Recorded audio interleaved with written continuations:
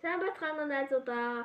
Та бүхэнд би өнөөдөр гайхамшиг төвшөр нас гэдэг номны хүчил төрөгч гэдэг сэдвээр амьсгалын дасгал гэдэг сэдвээр ярих болно. Тэгээд хүмүүс бид нар амар их ийм нүүрс хүчлийнхий ингэж ялгаруулдаг. Тэрнийх нь учир нь болохоор бид нар ингээд модтой ойрхон ингэж байхгүйгаас эсвэл буруу амьсгалахаас ингээд хамраараа авснаа хамраараа гаргах эсвэл амаараа ингээд амаараа авснаа амаараа гаргадаг ч юм уу тий ингээд үлээгээд тэгэж гаргах нь маш буруу.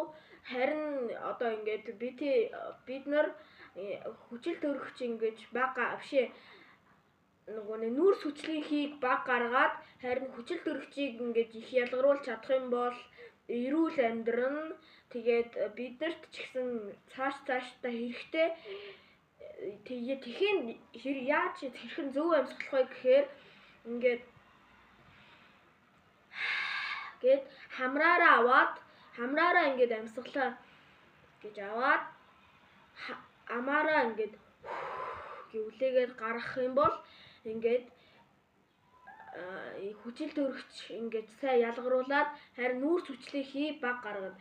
Мөн хоёрдугаар алхам нь болохоор мод маш их тариад мод тарьчих юм бол одоо ингээд модноос маш их хүчил төрөгч ялгардаг учраас одоо бас сайн амьсгалж чадна.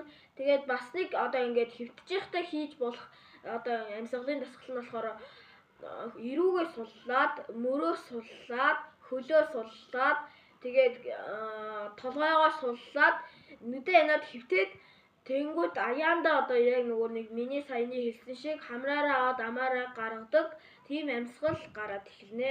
Тэгээд энэ бичлэг маа таалагдсан бол лайк дарж subscribe хийгээрэй. Баяртай.